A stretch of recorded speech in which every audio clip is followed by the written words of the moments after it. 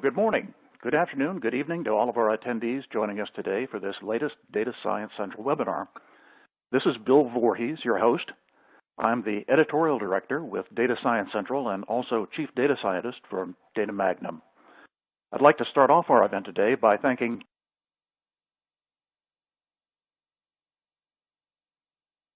Tableau for sponsoring today's event. Tableau is a longtime supporter of the Data Science Central community, and we're honored to have them sponsoring our event today. You know, I'd also like to take this opportunity to mention and show our appreciation for some of our other recent sponsors, including Alteryx, Qubole, Dell Statistica, Microsoft, Exaptive, and Pivotal, to name just a few. Now, past webinars are available on demand at datasciencecentral.com, and if you haven't had an opportunity to view them, I encourage you to take a look. They provide some very useful insight into a wide variety of topics of interest to our data science community. Today's webinar is entitled Exploring 7 Kinds of Data Stories. And before we begin, I'd like to briefly review the format of today's webinar. Today's event will be 1 hour long. We have one presenter that I'll introduce in just a minute. There'll be 10 to 15 minutes of Q&A following the presentation, and this event is being recorded and will be available on datasciencecentral.com later this afternoon following today's event. You know, I'd also like to encourage our attendees to provide questions throughout the presentation, and we'll be reviewing and presenting them on your behalf during the Q&A portion of today's event. You know, I'm very pleased to introduce today's speaker, Ben Jones of Tableau. Now, Ben is the Senior Tableau Public Product Manager for Tableau Software in Seattle, and he's the author of Communicating Data with Tableau, which was published by O'Reilly in 2014. Ben leads a team of data analysts that work with journalists and bloggers to share interactive data on the web. And he's also an avid user of Tableau Public himself, publishes vizzes and tutorials at his website, which is dataremixed.com. Now, Ben holds a Bachelor of Science in Mechanical Engineering from UCLA and an MBA from Cal Lutheran. He's co-chair of the Tapestry Data Storytelling Conference and teaches data visualization at the University of Washington.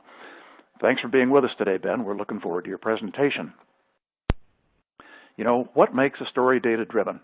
You know, it's no secret that we're all swimming in data, journalists in particular, but also business people, analysts, students, and more want to tell stories with data. We know that the human brain is wired to understand data visually, and whether or not you're looking at big data or small data, bringing data visualization into your work adds depth and detail to an article, report, or presentation. So in this session, we'll cover 7 types of data stories and how to incorporate them into your work.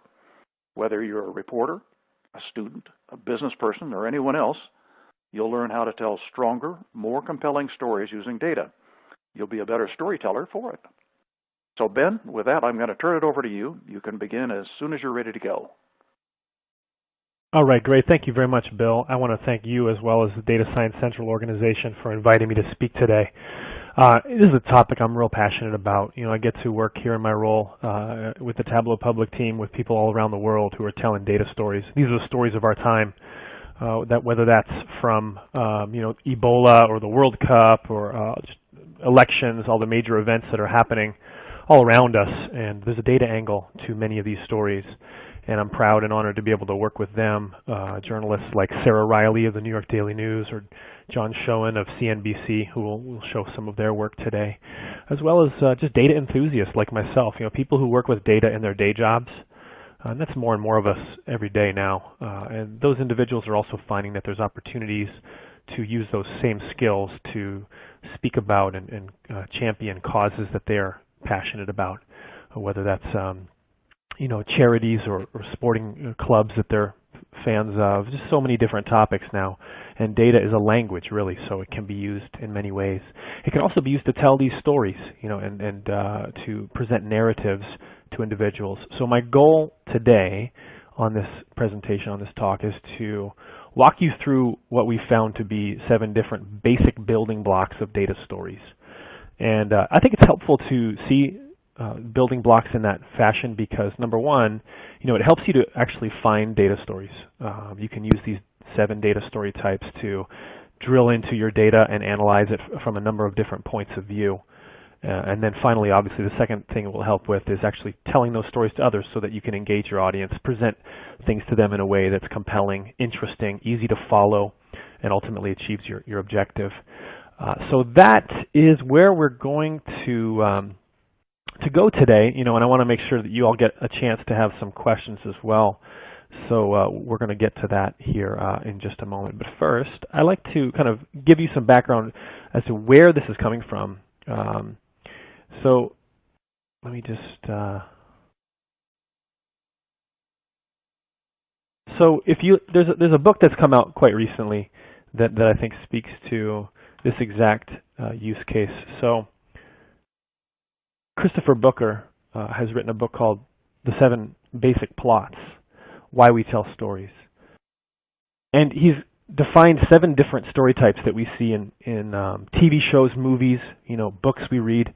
Even in our own lives, we can see these stories, arcs play out, whether that's overcoming the monster or rags to riches, the quest, voyage and return, comedy, tragedy, and rebirth. Think about your favorite TV series. Maybe that's Game of Thrones, or if you're like me, I have to admit, Downton Abbey, or even think of maybe something like Superman, or a story that's been told and has had many different aspects or elements to it. You can see these different basic plots in those stories, and you can see them time and again. Right? These are stories that we're compelled and so interested in. Overcoming the monster. Maybe that's Superman fighting Lex Luthor, or rags to riches. Maybe that's how he went from an orphan fleeing a destroying planet to Superman. So many different stories that we can see in all of these in our culture. Really, I mean that's exactly what we see all around us. Kurt Vonnegut, a favorite author of many of ours, came up with a very interesting thesis when he was doing his graduate study work in Chicago. And I want to play a little. It's actually what he felt was his most influential or most substantial work was this thesis about story types, which actually he felt was more influential than any of the stories that he wrote, like Slaughterhouse-Five, these kind of great American novels of the 20th century. So I'm going to play a short video clip for you that I think will help set the stage here for what we're going to do today as it relates to data. Has created a body of work of startling eccentricity and universal appeal. His singular view of the world applies not just to his stories and characters, but to some of his theories as well. Well, there's no reason why the simple shapes of stories can't be fed into computers. They are beautiful shapes. This is the GI axis, good fortune, ill fortune. Sickness and poverty down here, wealth and boisterous good health up there. Here's the very middle. Now, this is the BE axis. B stands for beginning.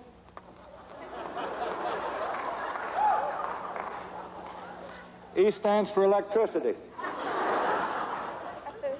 Now, this is an exercise in relativity, really, is the shape of the curves of what matters and not their origins. So we'll start a little above average, is why get a depressing person? We'll start the whole thing. We call this story Man in Hole, but it needn't be about a man, and it needn't be about somebody getting into a hole. But it's just a good way to remember it. Somebody gets into trouble, gets out of it again. People love that story. They never get sick of it. All right, not copyrighted. Another story, also a beautiful curve and easily fed into a computer, called Boy Gets Girl, but it needn't be that. Just a way to remember it. Start on an average day, average person, not expecting anything to happen a day like any other. Find something wonderful, just loves it. Oh, God damn it.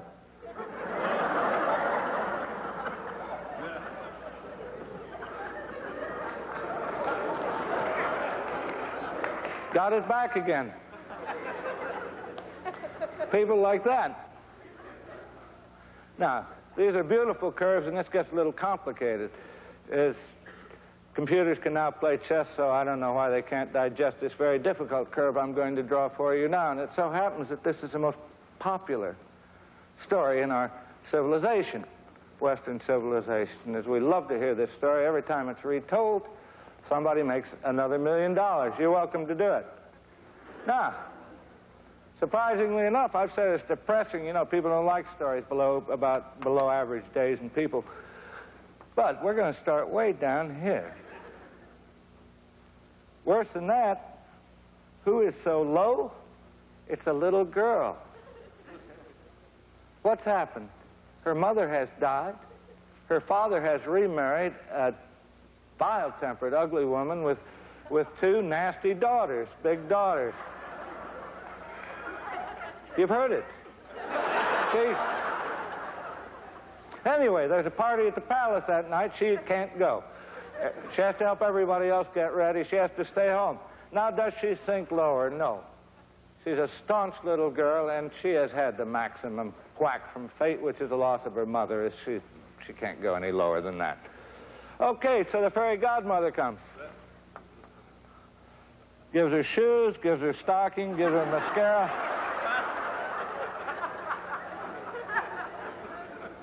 Gives her means of transportation, goes to the party, dances with the prince, has a swell time.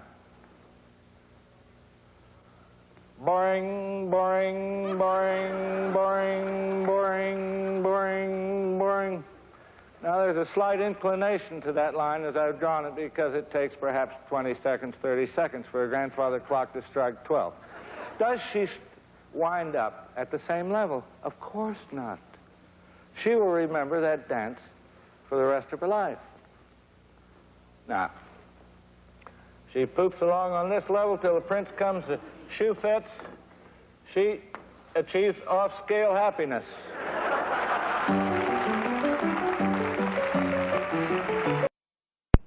All right, great. You got to love that, right, Kurt Vonnegut? What an entertaining speaker. But he comes up with this theory that you can actually trace the curve or the arc of stories, and that computers can actually go about looking into these stories, right, finding their trajectories and comparing them with one another and noticing that there are similar story arcs to each one of them. And so it's kind of a novel theory, but one that has been told, and actually nowadays they're actually looking into using some advanced data mining techniques to put this theory of his to even better use. So that's really the genesis of this. So I think when we talk about data stories, there's a particular type of story, right? So Kurt was talking about Cinderella, those different kinds of stories. Those are actual stories of human beings and their lives. So then what do we mean by data story? Let's start by defining what that term means first, so that then we can go on and study them more. So Jeff here pointed out in a very recent and very influential paper on this topic that though data visualization often evokes comparisons to data storytelling, the relationship between the two is rarely articulated clearly. And so in other words, he makes the point that people are talking about data storytelling and comparing analysis and visualization with storytelling, but what does that actually mean? Like, what's the actual connection there? Is it, and I think it means different things to different people. Some people say, well, data storytelling, what does that mean? That could just be a simple tidbit or an insight, some kind of a finding that came out of data analysis. But I think there's another way to understand it that's a little more defined, right? Which would be essentially any kind of a narrative that involves quantitative information, right? And presented in visual form. So a quantitative visual narrative. This is where you walk people through a series or a sequence of points made one after another. And there's a variety of ways to do that, as we'll see. But, it's really showing things to an audience piecemeal, one at a time, and building to a conclusion.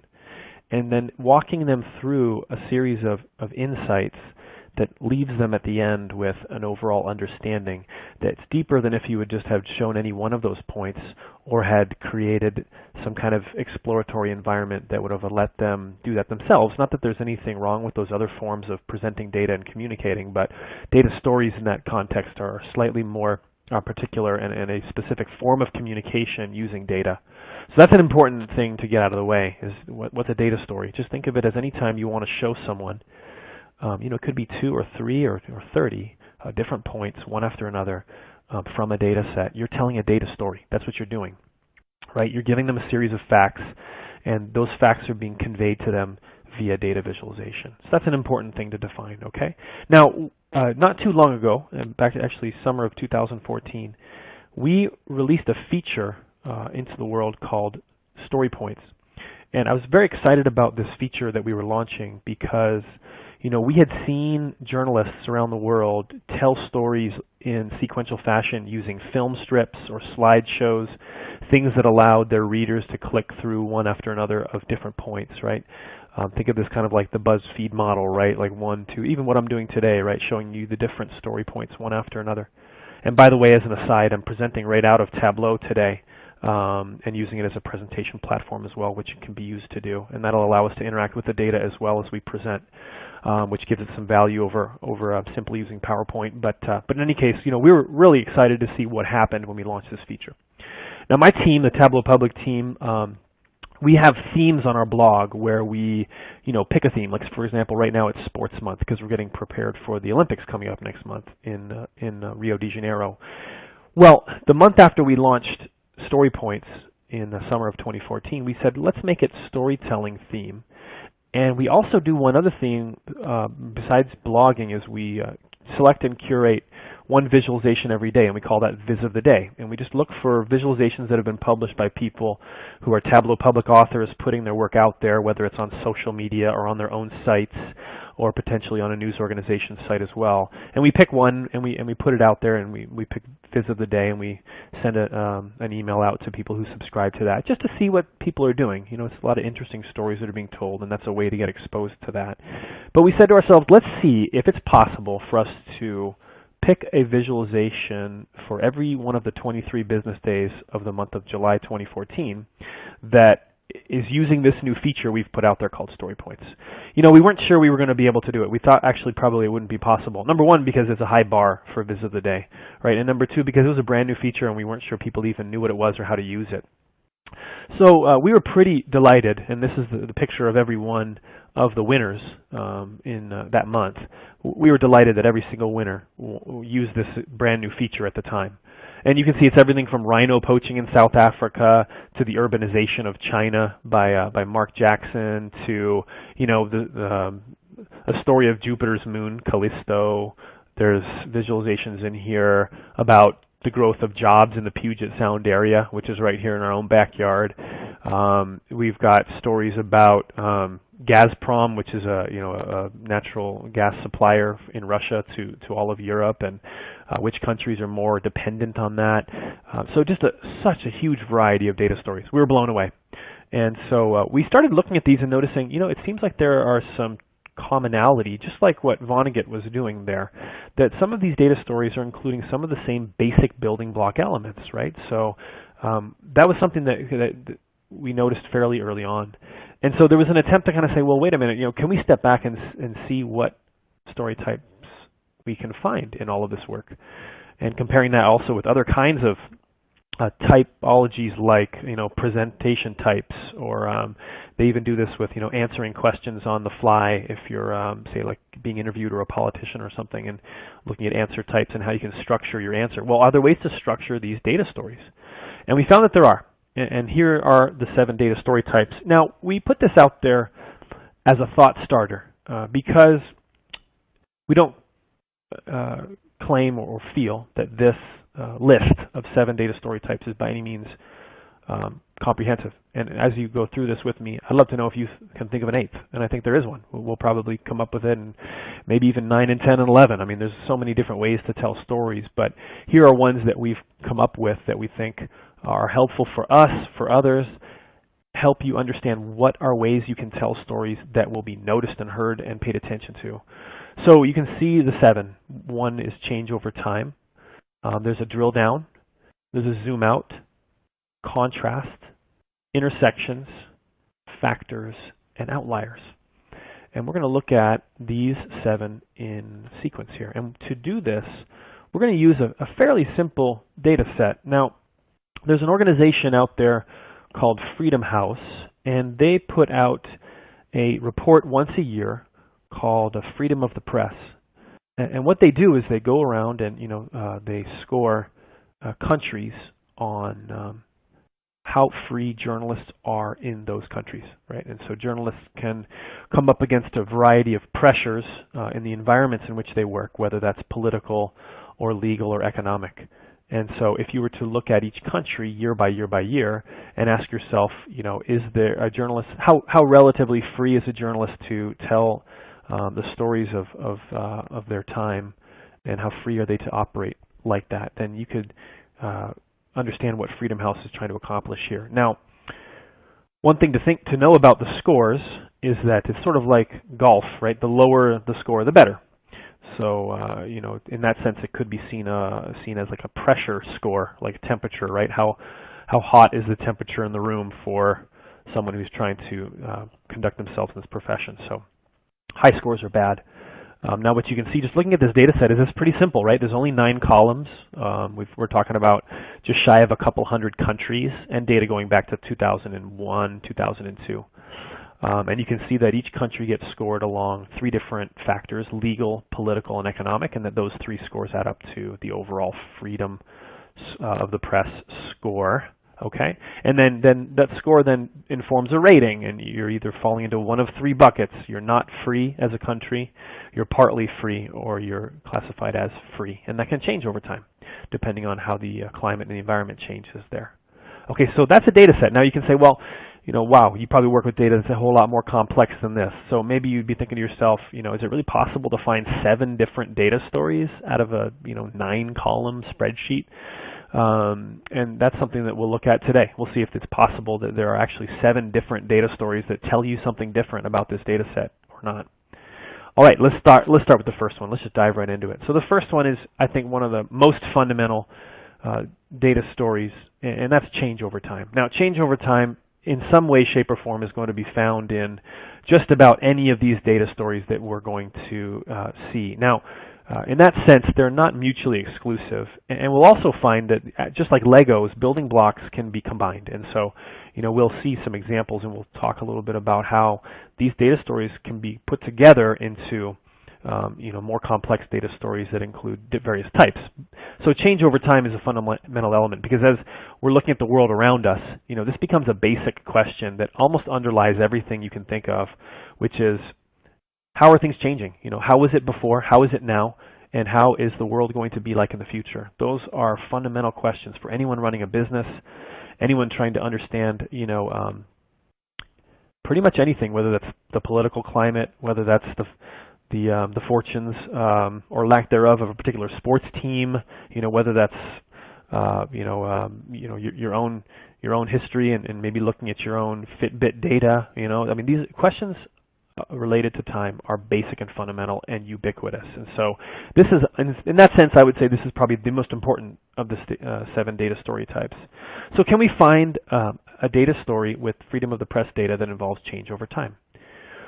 We can. So if we begin, for example, back in 2001 and count up all the countries that are free, partly free, and not free, we'll notice that there were 75 countries at the turn of the century that were classified as free, and then there were fewer that were partly free and not free. Okay, so in 2001 we started off with 75 countries that classified as free. But if we zoom ahead, we notice to kind of the most recent data here that I had available at the time of creation of this workbook, we noticed that by 2013 the number had fallen to 63. So from 75 countries down to 63 countries by 2013, which is a little over a decade later. Okay, so that's looking at change over time. And if we just look at the number of countries that are classified as free, we can see that that's a declining trend that's concerning, right? So change over time is a very, very important thing to look at here. And now you immediately learn from this data story that I just told you, and it was admittedly a short snippet of a story, but the key takeaway is, well, what's happening? Why is the freedom of the press? Why are there fewer countries that are classified as free more recently than there were back in the turn of the millennium?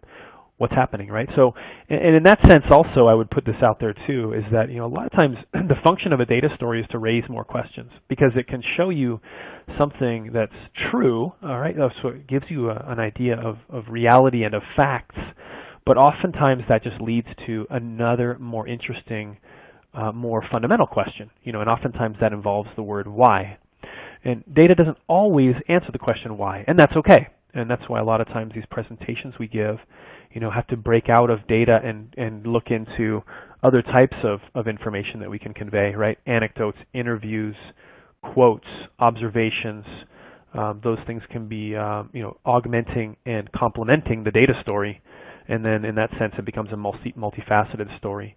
So in this case, we learn something about freedom of the press, right? So fewer free countries now than there were in the past. Why is that? That's a great question, and I don't know the answer to that. But the report goes into those details if you look at the Freedom House website, what's happening, right? So we'll also look at another data story a little later on that maybe breaks that down somewhat for us. But change over time is basic, right? So we're going to use the Freedom House Freedom of the Press data as our touchstone. We're going to keep coming back to it. And we're going to explore each of the 7 data stories from the point of view of that one simple data set. But in between them, I also want to take excursions at and look at other data sets to help drive home the story type further and explain it in more detail and more information. So for example, I'll show you another example here from CNBC, and this is showing also change over time, right? So here's another example of this same primary and critically important data story type that John Schoen, who's an economics reporter out of New Jersey for CNBC, created. And again, the first couple months of this feature being out. But what he's doing is he's showing it's a stacked area chart, okay, and it's showing the cumulative value of all of the 30 countries in the Dow 30 industrial index, right? So you take those 30 countries that are part of the Dow 30, and you add up. In this case, you're adding up their total market capitalization on every single day. In this case, from 2010 forward until the future, right? So this is actually going to just, I believe, 2015 when he created the workbook. And so what's interesting, right, is that you can see the history of the country as told through this stacked area chart. So we can, for example, look at what happened in the 2000s where we had the Great Recession, right? So we had these different kind of major upsetting events that occurred, and you can see how that played out in the Dow 30. Or this is a very fascinating one. You can look at the tech boom in the late 90s. Here's the dot-com bubble, resulting in this massive spike, right? So this is sort of in some ways the economic history of the country, of the United States, shown through this data story, right? And so even if you go all the way back, you can look at the Great Depression or the crash that led up to it, right? And how that played out over time, right? So again, a data story that's showing change over time. In this case, it's just like a decade by decade history. So fascinating work done by John Schoen here, and again, making use of this story over time, critically important data story type. You'll see it, and like I mentioned, you will see change over time in many, many data stories, and we'll see that as well here too as we go through. Okay, so that's our first data story that we show as an example here, this CNBC example. All right, story number 2. This is something that's very common that we're going to want to do, which is to drill down. And you use this term a lot probably. And the third story point, which we'll discuss in a moment, zoom out, is sort of, I would call it the sister story type. They're very closely related and paired in one way. You'll see that they're just the same story told in opposite directions. But drill down, let's take a look at a drill down example. Back to the freedom of the press data. Okay, so what we're looking at here now is the world map. Okay, so same color scheme as before. Blue means free, red means not free, and gray means partly free. So if we take a look at the whole world, we can see that it's roughly divided into thirds. We've got about 36% that are classified as free, and 30 is partly free, and then 33% is not free. Okay, so this is showing each one of these countries and their score. Again, remember, high scores are bad, low scores are good. And so if we look at the entire country, we can see that whole spread, right, at the aggregate level, all the way at the highest possible level. But then if we drill down into Asia a little bit, we'll notice that it's a little different, right? In fact, almost 2/3, more than half of the region of Asia is classified as not free right now, right? So you can see all of these red dots all the way across the region here. right? And then if we drill down further, of all of the countries in Asia, North Korea is a country with the highest or poorest rating here, with a score of 97 out of 100, where journalists there obviously are under intense pressures.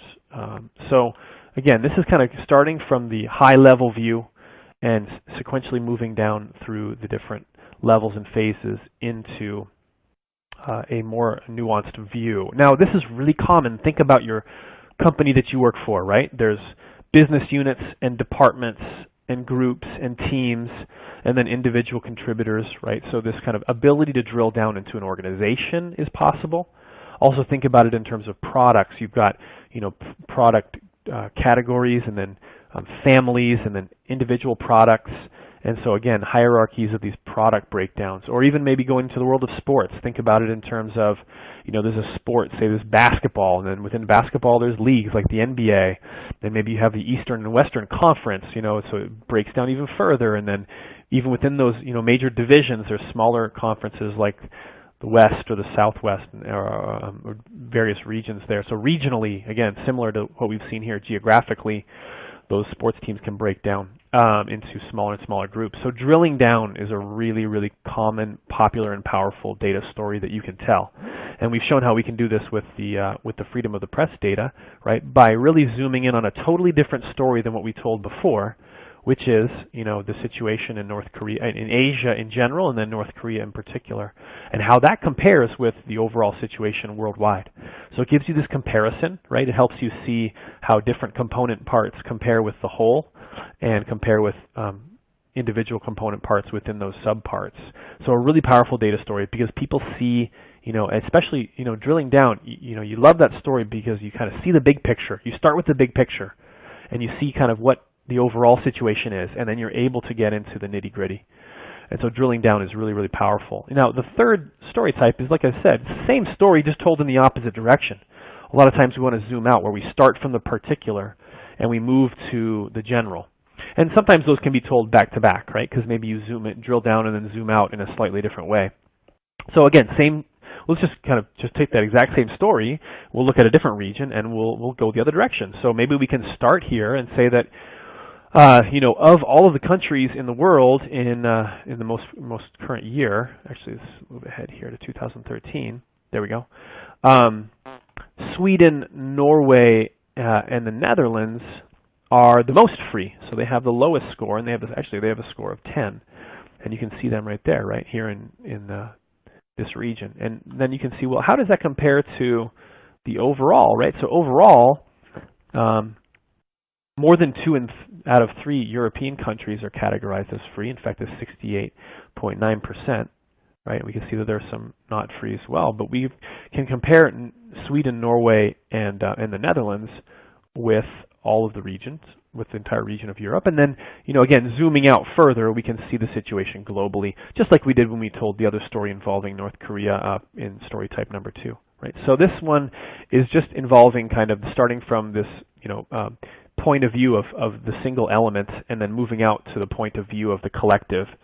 This oftentimes can involve a literal story of a human being, right? So maybe you have, and that can be very, very powerful, because we know that stories of human lives are very powerful to people. So for example, you could start with your entire customer base and survey results there of those customers, right? And you could drill down and to tell the story of one individual person, and maybe even have a conversation or present that person's thoughts or point of view or their individual experience, right? And how that compares to the overall collective. In this case, with the zoom out story, you would maybe start with that individual person's story and then zoom out to show how that compares with the broad spectrum of a lot of different experiences there at the aggregate or the statistics level. So combining data stories with individual real human stories and putting those together is a very powerful way to present data. Okay, so drill down, zoom out. Those are kind of Tweedledee and Tweedledum, right? Those are sister story types that are very closely related. Let's move on to look at number 4, which is contrast. Now, contrasts are very, very powerful stories as well, because we love contrasts. So we love the David and Goliath, kinds of stories where you're pitting two opposite things against each other or comparing very, very different things side by side, right? Maybe that's the extreme values in a data set. Maybe that's looking at things from a point of view of min versus max.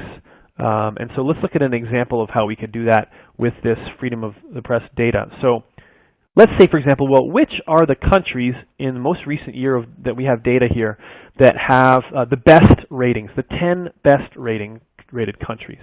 And here they are. You can see them. Now, what you can also see is that they're very closely aligned on the north-south. They almost lie in a very similar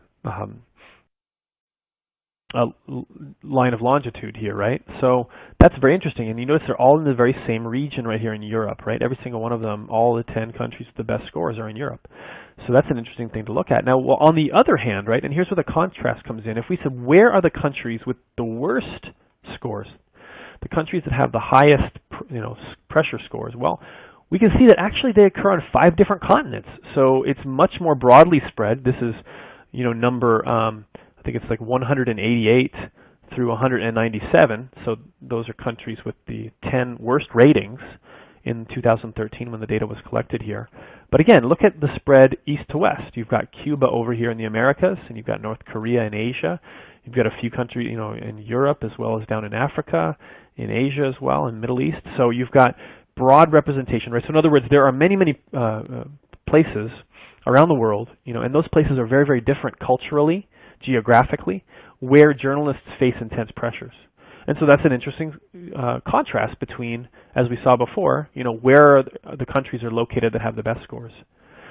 So contrasts are so, so powerful. Think of Rocky. You've got the boxer who's just lifting, sleds and running in the snow, and you've got the other boxer who's juiced and on the treadmills and using all the latest technology, right? So that's kind of almost sort of a version or a story of the man versus machine story. We love these different contrasts. We love talking about them in sports. We love talking about them in politics, contrasting political parties.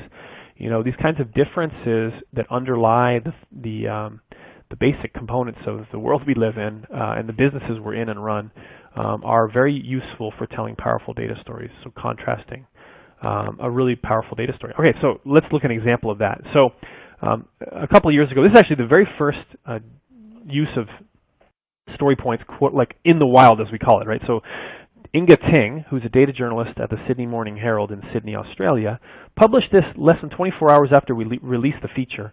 And we were pretty impressed that someone had got it and created something that was so useful right away. Now, what this is doing is this is a fundamental question even prior to it becoming such a global issue lately. But Australia back in 2014 was looking very closely at this issue of sheltering refugees and how were they doing. So she was trying to give her readers of the Sydney Morning Herald a perspective of how Australia was doing compared to other countries. So there's a lot of refugees in Australia. How does that compare with refugees and the number of refugees in other countries? So the first thing she did is she said, well, let me just look at it from the sheer number of refugees. So there's, for example, in Australia here, 34,000 refugees that they're hosting, and that ranks 48th in the world, and that compares with Pakistan, Iran, Jordan, Lebanon, Turkey. These are countries here in gray which are classified in the OECD or the UNHCR classification as low income, and then the blue ones out here are high income, and the orange one is there as Australia. So they rank 48th in terms of the overall number of refugees hosted, but that's not quite apples to apples, right? So she said, well, let's see if we compare that to as a share of the population. So what's the ratio of refugees to the overall population? And she noted that, well, we drop, Australia drops from 48th to 62nd if you use that contrasting way of comparing refugee hosting with other countries. And then if you compare it to GDP or economic wealth, you can see that it falls even further to 74th. So what she's doing is she's giving her readers a series of rankings, right? How does Australia rank? And she's contrasting their rank from a variety of different ways of ranking, right? One is just the overall, and then a percent of population, and then a ratio to GDP. And so that contrast shows the readers, that they're not doing as well as they are as a function of their wealth than they are, for example, potentially just in the sheer number of people that are housed within their borders. An interesting contrast in a data story that tells a powerful message. Maybe they could do more as a country, and I'm sure that could, in fact, if you look at a lot of these high-income countries here in blue, you can see that many of them are quite far down on the list here. So that's an interesting point of view that she's putting out there, right? Whether you agree with it or not, she's making that point, and she's making a data-driven point, and she's telling it in a story, one point after another. And this is one that, I feel falls into the contrast category because she's contrasting the different methods of ranking. Okay, 3 more to go. So, intersections. This is a story that we love to hear because it relates to when things cross over, right? So when does one element surpass another? And so we see this a lot, for example, in politics, like in polling. When did one candidate cross over another candidate in the polls? Or even if you think about the flow of a sporting event like a basketball game, you're looking at cumulative points. At what point did Team B, blow by Team A and become, take the upper hand? I think this is probably why people love, NASCAR, right? Which I struggle to understand. I mean, sometimes it can be fun to watch, but if you just watch the clips on ESPN, what do you see? You typically see the points where a car gets passed, right?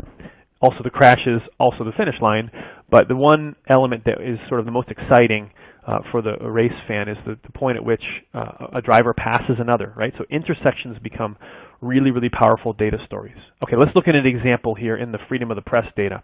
Again, back to the same color scheme. Blue is free, red is not free, gray is partly free. So if we go back to 2001, we can see that the most common categorization was free, 75 countries. We saw that in the first story type, right?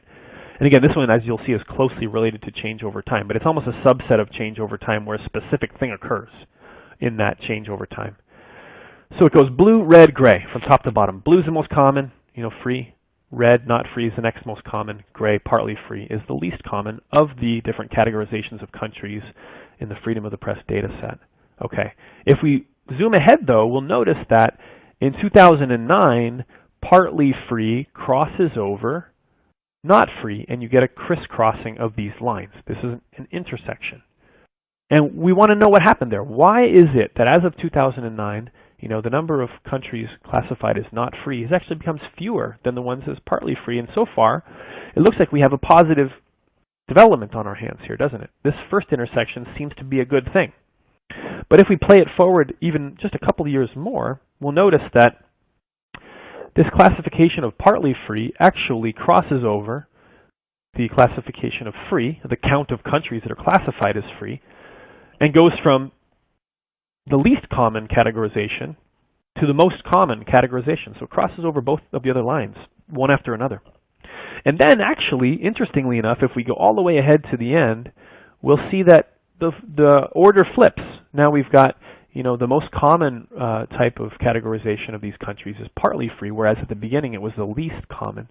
And, again, the free countries, which used to be the most common categorization, now becomes the least common, or the ones with the smallest, the fewest number of countries in it.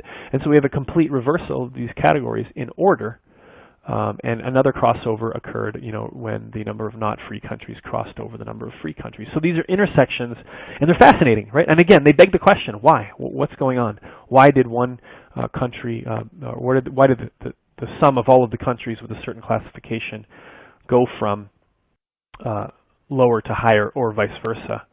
So intersections, you can think about this in your business, right? When maybe the revenue of a product line crosses over the costs to put it out there. That's an important juncture, right, in time where you go from not profitable to profitable, a key point in time. You want to know when that happens. How long does it take to get there? What are the factors that lead up to that cause us to go from unprofitable to profitable, right? That's a fundamental question. And again, a subset of the change over time data story where things are crossing over one another. But as I mentioned, it begs the question why, and that's where the sixth data story type can come in really handy, because oftentimes the phenomena that we're looking at has multiple factors that that go into it, right? So we're looking at maybe a higher level effect or metric, but that metric may be broken down into a number of different sub-metrics that combine in a variety of ways. Maybe they're simply additive, maybe they're multiplicative, maybe there's some more complex equation that combines these different elemental factors into your higher level view. And let's look at an example and just right out of this same thing with here with the freedom score data set, right? So if we take a look at the average score, on average, the freedom of the press is gradually getting worse, right? So the average score in 2001 was 45.3. And the average score in 2013, you can see it creeping up and up and up, and now it's 47.8, right? Again, high scores are bad. So the score, the overall average score, is getting slightly worse, right? So that's interesting. But we know also, if you remember from when we looked at the data set at the beginning, that there's three factors or three sub-elements that add up together to give us the overall score. And so we can take a look at, for example, blue, these turquoise legal pressures, right? The score there for legal goes from 13.9 up to 14.3, right? Economic pressures and political pressures. We can see the change of these different factors over time. Now, a stacked area chart is kind of a difficult way to show this data because it becomes tough to see which one's going up or down since they're stacking like this. But so instead, if we break them out and show them as lines, you can see that, number one, the political scores are actually higher, and that's simply because they actually come out of a larger number, right? There's a higher number of total points that could go towards the political pressures. But also, you'll notice that the slopes of these lines for legal and economic is fairly horizontal, fairly flat, right? But that that rise, that overall average, and these are again, this is average, all the average scores. It seems to be due to the political pressures going up slightly from year to year to year, and that's what's causing the overall freedom of the press scores to gradually get worse. So again, this gives us this kind of peels back the onion and gives us a new appreciation, right? So if we say, well, why is the freedom of the press around the world getting worse? We'd say, well, we need to study the political climate in these different countries. And why are political pressures rising for journalists? And what are some examples of that? Again, then we could drill down. Well, what about, certain countries? What's happening in the political climate there? Right? So factors can be combined with drill down to give you even a more nuanced data story there, and to go from one answer and question to yet another, right? So factors, we see this a lot. Again, as I mentioned, think about, well, and it combines with the hierarchical view as well. So maybe you've got, the overall revenue for a company, and how is that broken down by the different product families or categories that organization, markets and sells.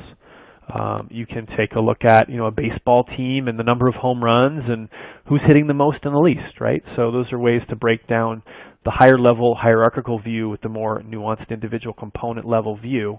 And factors, breaking things down like that for people is something they really appreciate, because it's not always easy to know what, it's important to know what's happening at the aggregate or at the highest level. That's really what matters the most. But then oftentimes what needs to be addressed or fixed happens at a much more elemental level.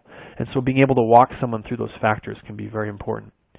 Here's an example of factors and how they break together. This is I would call like, production quality, highly designed version of story points. This was created by Matt Francis out of the UK, and he was taking a look at sunspots and cosmic rays, solar irradiation, and global temperatures. So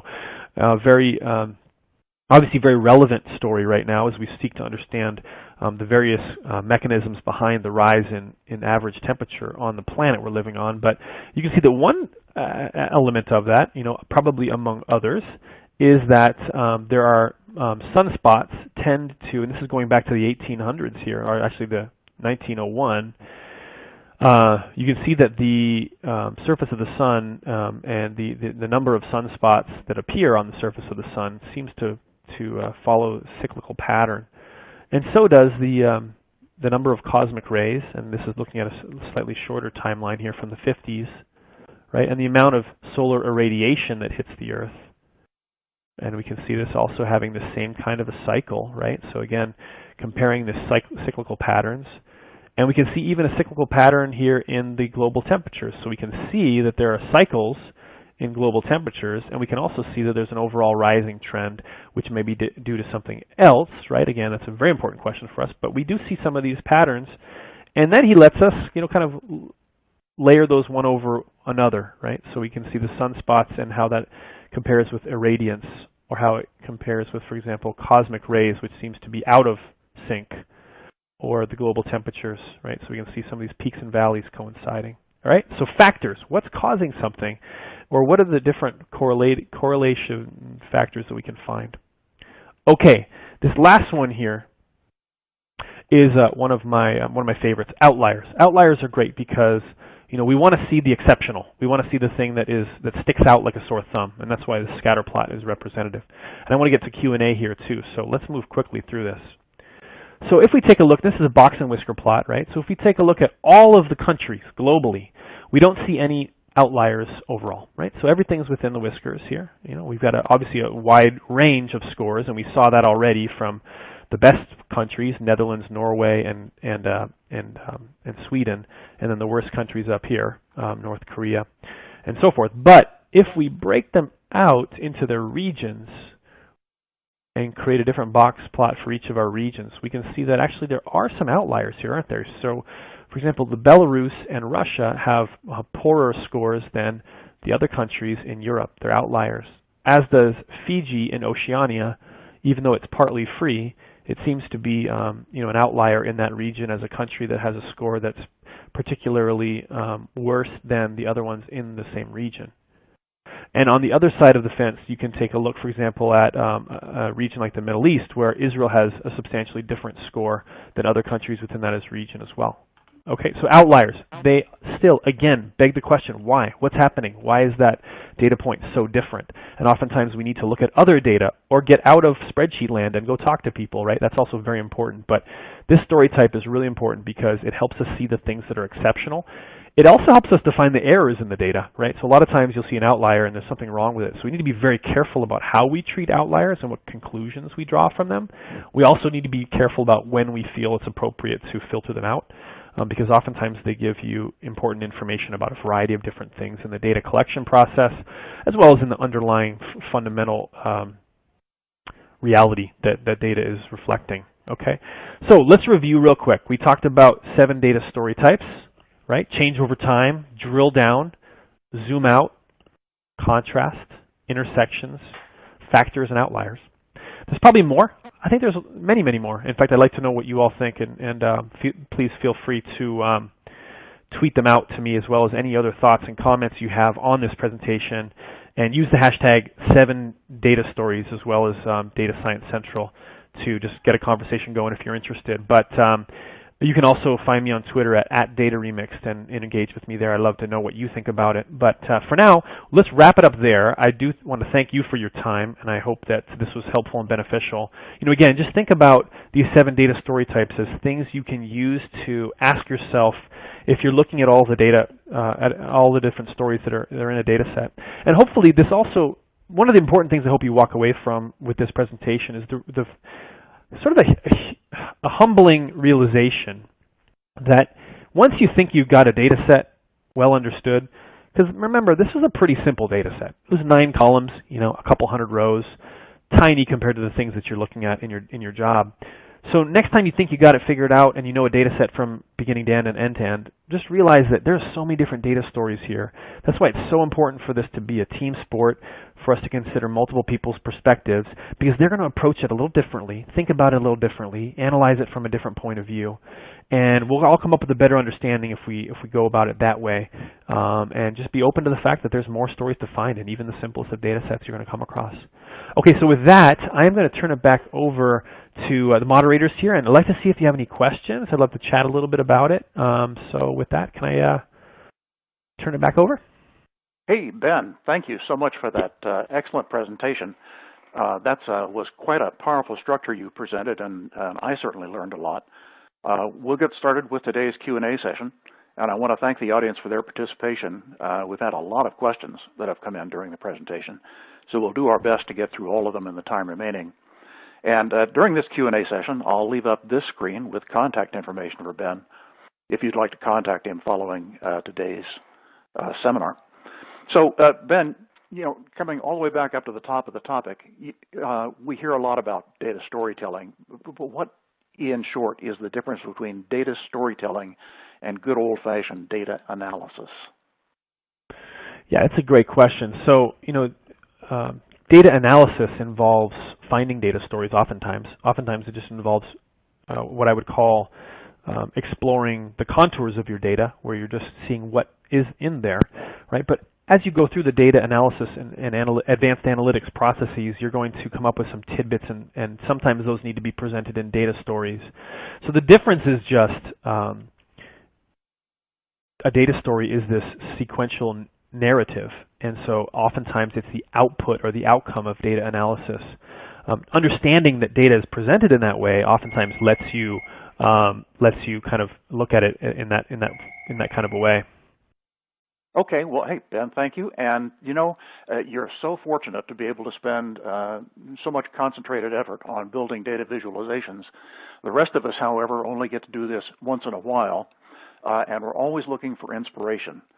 So a number of folks in the audience have asked, if the charts that you've shown or the very beautiful charts that you showed from outside sources are available as a library or as templates or in some other format from which we can gather inspiration on the Tableau site or perhaps on your other site.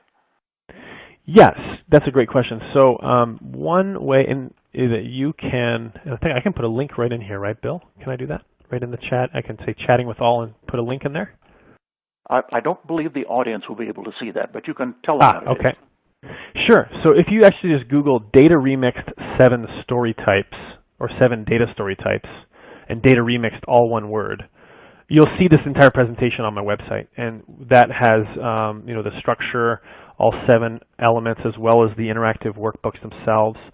Another thing I would refer you to, another place I would refer you to, is on the Tableau public site. So if you go to public.tableau.com, so that's public.tableau, T-A-B-L-E-A-U, and you go to Viz of the Day in the gallery at the top. So click on Gallery at the top and then in Viz of the Day. So public.tableau.com, click on Gallery, find the Viz of the Day gallery. You're going to find one of these interesting data stories every single day, and you can sign up to subscribe to it so it gets an inbox, and you can choose which of the ones are interesting headlines or screenshots that come in your inbox that you can then go investigate that data story. So I find it's a great way just to keep a steady stream of other people's work in front of me, because I find that people do some pretty amazing things, and I can learn a lot from it. So yeah, definitely go to that website there to find the link to the presentation I just gave, and definitely do go see about following Viz of the Day so that you can find out when these things are happening in real time instead of having a repository. It's just a fresh, constant flow of data stories. Terrific. Yeah, it is the inspiration that we need as much as anything. And I certainly learned a lot today. For example, it would not probably have occurred to me to use Tableau in lieu of PowerPoint, but now that I've seen you do that, that's something I'm going to consider. Within this new story, this story point feature, and I think you said that was about to be introduced, or is it already introduced? Does that guide you to select one of these 7 story types and then lead you through a structure, or are those just suggestions? The story points feature, which is already available, and you can actually play around with it if you download Tableau Public. It's not a trial, it's not freemiumware, it's just a free version of the product. The limitation with Tableau Public is anything you save is in the public domain, so you want to use data about things that you wouldn't have any problem putting out there, and there's a lot of data that nowadays that fits into that category. But so the story points feature you can play around with on your own using Tableau Public for free. Also, it doesn't itself kind of include the structure within the code of the product. So this is more just kind of really came as a result of us putting that feature out there and realizing that there are these different types that we see people using, but we didn't bake it back into the product. So it's really up to you to kind of find your own data story and tell it, and maybe find an 8th or 9th story point. So in that sense, it's a framework that you can use outside of the features of the product itself, which is much more kind of hands-off and allows you to kind of create the data story that you want to create as opposed to sort of making suggestions in that way. It's a little more free form, but yeah, I found it helpful just kind of that little one slider of the different shapes and icons. I just kind of print it out really and just kind of like glance at it from time to time to see, hey, am I looking at all the data stories here, right? Is there something else I can be looking at? But that's up to you, and I'd love to know again if you think there's other things you could include in there and I could add to it. But yeah, good question. I don't know if there's an opportunity to bake it back into the product or not. It might be an interesting conversation to have. But yeah, that feature is definitely available and totally free to download and play around with and use. Well, Ben, thanks for some great answers to some very good questions. And for those of you that asked questions that weren't answered today, we'll be sending all those unanswered questions to Ben and the Tableau team so they can follow up with you after today's webinar. I have just a few quick announcements. If you'll please mark your calendar for July 14th, that's right, just 2 days from now. That's our next DSC webinar, which is 4 steps to improve search relevance, business outcomes, and user experience. And that's going to be sponsored by Alteryx. Also, today's taping will be available for on-demand viewing later today and can be found on the homepage of datasciencecentral.com in the webinar tab that's located at the top of the page. Well, this brings today's webinar to a close, and I'd like to thank our audience for their attendance and thoughtful questions. And a special thanks again to Tableau for their sponsorship, and our speaker today, Ben Jones, for his insight into today's topic. Now, my name is Bill Voorhees. I'm very pleased to have been your host for today's event. I look forward to seeing you all again on July 14th. Have a great day.